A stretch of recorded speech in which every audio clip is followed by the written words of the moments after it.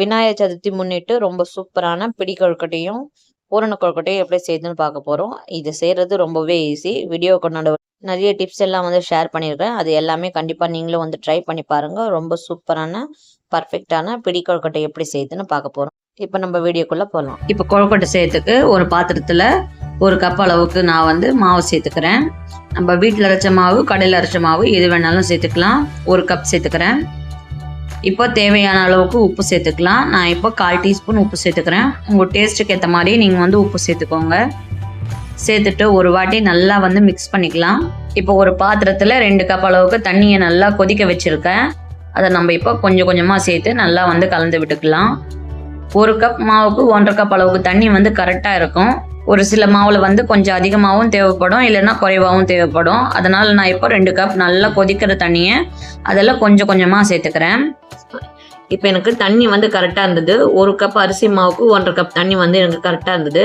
இப்போ ஒரு வாட்டி லைட்டாக நம்ம இந்த மாவெல்லாம் எடுத்து விட்டுட்டு நம்ம மூடி போட்டு ஒரு 5 நிமிஷத்துக்கு அப்படியே தனியாக வச்சுக்கலாம். இப்போ நான் ஒரு மிக்ஸி ஜார் எடுத்துக்கிறேன். இப்போ ஒரு மிக்ஸி ஜார் எடுத்துக்கிறேன். அதில் 1/2 கப் தேங்காவை நல்லா நைஸாக அரைச்சி முதல்ல நான் எடுத்து வச்சுக்கிறேன். பார்த்தீங்கன்னா இந்த மாதிரி நல்லா அரை பண்ணணும். இப்போ அது அப்படியே ஒரு ஓரமாக இருக்கட்டும். இப்போ அடுப்பு மேலே ஒரு பேன் வச்சுக்கிறேன். அதில் 3/4 கப் அளவுக்கு வெல்லத்தை எடுத்துக்கிறேன். அதெல்லாம் 1/4 கப் தண்ணி சேர்த்துக்கோங்க. சேர்த்துட்டு இந்த வெல்லம் நல்லா கரைஞ்சி வர வரைக்கும் நம்ம நல்லா கலந்து விட்டுக்கிட்டே இருக்கலாம். இப்போ பார்த்தீங்கன்னா தெரியும், வெல்லம் நல்லா கரைஞ்சி வந்திருக்குதுன்னு பாருங்கள். இப்போ நம்ம அரைச்சி வச்ச தேங்காயை இதெல்லாம் சேர்த்துக்கலாம். சப்போஸ் உங்கள் வெள்ளத்தில் தூசு கல் மண் எல்லாம் இருந்ததுன்னா நீங்கள் ஒரு வாட்டி வெள்ளத்தை நல்லா கரைச்சிட்டு ஒரு வாட்டி ஃபில்டர் பண்ணி எடுத்துக்கோங்க. இப்போ தேங்காய் சேர்த்துட்டு 1 நிமிஷத்துக்கு கலந்துட்டு 1/4 டீஸ்பூன் ஏலக்காய் தூளையும் சேர்த்துக்கலாம் வாசனைக்கு. இப்போ நம்ம ஸ்டவ் ஆஃப் பண்ணிக்கலாம். இப்போ கொஞ்சம் தளன்னு தான் இருக்கும். கொஞ்சம் நேரம் போனால் நமக்கு கரெக்டான ஸ்டேஜில் இருக்கும். இது இப்போ அப்படியே ஒரு ஓரமாக இருக்கட்டும். இப்போ நம்ம மாவு ரெடி ஆயிடுச்சுன்னு பார்க்கலாம். இப்போ பார்த்தீங்கன்னா உங்களுக்கு தெரியும், அந்த சூட்டோடவே அந்த மாவெல்லாம் நல்லா வெந்திருக்கும். மாவும் கொஞ்சம் ஆறி இருக்கு. இப்போ ஒரு வாட்டி நம்ம நல்லா இந்த மாவை பிசைஞ்சு எடுத்துக்கலாம் சாஃப்டாக. இப்போ நம்ம மாவு ரெடியாக இருக்குது. இப்போ நம்ம வாழை இலையோ இல்லை பட்டர் பேப்பரோ எது நம்ம கிட்ட இருக்கோ, இல்லைன்னா பால் கவர் கூட எடுத்துக்கலாம். அதில் கொஞ்சமாக நெய் சேர்த்துட்டு நல்லா தடவி வச்சுக்கோங்க. இப்போ ஒரு உருண்டை மாவு எடுத்துட்டு நம்ம கொஞ்சம் கொஞ்சமாக லைட்டாக நம்ம திரட்டிக்கலாம். நம்ம ரொம்ப மெலிசாக திரட்டக்கூடாது, ஏன்னா அந்த பூரணம் வெளியே வந்துடும். இந்த மாதிரி ஓரளவுக்கு திக்காக இருந்தாலே போதும். இப்போ பாருங்கள், நம்ம பூரணம் கரெக்டான ஸ்டேஜில் இருக்குது. இப்போது ஒரு பெரிய டேபிள் ஸ்பூன் அளவுக்கு பூரணத்தை அதில் வச்சுட்டு நம்ம இந்த கொழுக்கட்டையை நம்ம க்ளோஸ் பண்ணிக்கலாம். நீங்கள் க்ளோஸ் பண்ணும்போது கொஞ்சம் பார்த்து மெதுவாக செய்யுங்க. ஏன்னா சில டைம் பூரணம் வெளியே வரத்துக்கும் சான்ஸ் இருக்குது. அதனால் இந்த மாதிரி கொஞ்சம் ஓரங்களை எல்லாம் லைட்டாக ஒட்டி வச்சுக்கோங்க. இப்போ பார்த்தாலே உங்களுக்கு தெரியும், கொஞ்சம் கூட கிராக் இல்லாமல் நல்லா சாஃப்டாக இருக்குன்னு பாருங்கள் மாவு. இப்போ நான் ஒரு இட்லி பிளேட்லேயோ இல்லைன்னா இந்த மாதிரி எதுனா ஒரு ஸ்டீமர்லேயோ நெய் தடவி வச்சுக்கோங்க. இப்போ நம்ம செஞ்ச கொழுக்கட்டைகளை அதில் சேர்த்துக்கலாம். இன்னொரு கொழுக்கட்டையும் உங்களுக்காக நான் செஞ்சு காட்டுறேன். இப்போ மறுபடிக்கும் ஒரு உருண்டை மாவு எடுத்து நல்லா திரட்டிக்கோங்க. கொஞ்சமாவது கொஞ்சம் திக்காக இருந்தால் தான் அந்த மாவு நம்மளுக்கு பூரணம் வெளியே வராமல் இருக்கும். ரொம்ப மெலிசாக நீங்கள் தட்டிட்டிங்கன்னா அதுலேருந்து பூரணம் வெளியே வரத்துக்கும் சான்ஸ் இருக்குது. அதனால் இந்த டிப்ஸை நீங்கள் மறக்காமல் ஃபாலோ பண்ணிக்கோங்க. கொழுக்கட்டை எப்படி ஹார்டாகாமல் இருக்கிறதுக்காக நம்ம மாவு பக்குவமாக பிசைகிறோமோ, அதே மாதிரி இந்த பூரணமும் நம்ம பக்குவமாக செய்கிறதுல தான் இருக்குது.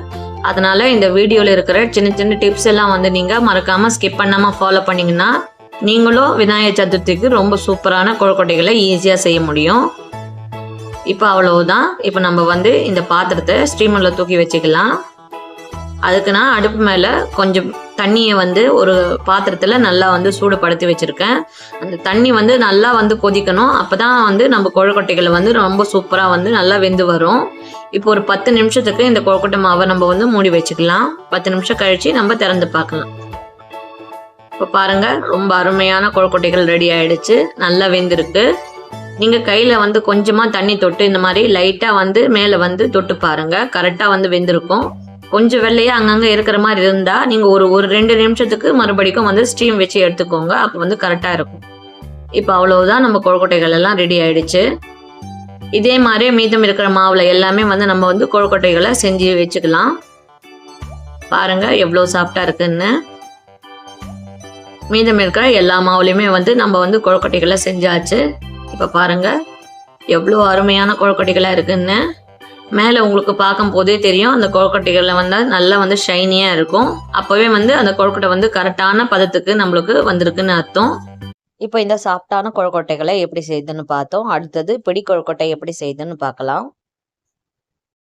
இப்போ நம்ம கொழுக்கட்டை செய்கிறதுக்கு முதல்ல நம்ம வந்து மாவை வந்து வறுத்து வச்சுக்கலாம். அதுக்கு நான் அடுப்பில் ஒரு பேன் வச்சுக்கிறேன். அதில் 1 கப் அரிசி மாவு சேர்த்துக்கிறேன். கடலில் அரைச்ச மாவு இல்லை வீட்டில் அரைச்ச மாவு எது இருந்தாலும் பரவாயில்ல. 1 கப் சேர்த்துக்கோங்க. சேர்த்துட்டு ஒரு 2 நிமிஷத்துக்கு இந்த மாவை நம்ம வறுத்து எடுத்துக்கலாம். இந்த மாதிரி நம்ம வறுத்து எடுக்கும்போது தான் நம்ம கொழுக்கட்டைகள் நல்லா சாஃப்டாக இருக்கும். இப்போ 2 நிமிஷம் நல்லா வந்து வறுத்து எடுத்தாச்சு. இப்போ இது வேற ஒரு பாத்திரத்துக்கு நம்ம மாற்றிக்கலாம். இந்த மாவு வந்து நல்லா ஆறட்டும். இப்போ அதே பேன் மறுபடியும் நான் வந்து அடுப்பில் வச்சுருக்கேன். இப்போ 3/4 கப் வெல்லம் சேர்த்துக்கிறேன். 2 கப் தண்ணி சேர்த்துக்கிறேன். இப்போ இந்த வெல்லம் நல்லா கரையட்டும். இந்த வெல்லம் நல்லா கரைஞ்சி நல்லா கொதிக்கணும். இதுக்கு நம்ம எந்த பாகுபாதமோ தேவை கிடையாது. இந்த வெல்லம் நல்லா கரைஞ்சா மட்டும் போதும். இப்போ பார்த்தீங்கன்னா வெல்லம் வந்து நல்லா கரைஞ்சிருக்கு. இப்போ ஒரு பாத்திரத்தில் அதை நம்ம வந்து ஃபில்டர் பண்ணி எடுத்துக்கலாம். ஏன்னா வெள்ளத்தில் வந்து நிறைய தூசு மண் எல்லாம் இருக்கும் இல்லையா, அதனால நம்ம ஃபில்டர் பண்ணி எடுத்துக்கலாம். உங்ககிட்ட ஆர்கானிக் வெல்லம் இருந்தால் அதில் வந்து தூசு மண் இருக்காது.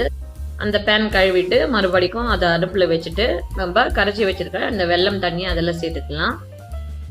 1 கப் அரிசி மாவுக்கு 3/4 கப் வெல்லம், 2 கப் தண்ணி வந்து கரெக்டாக இருக்கும்.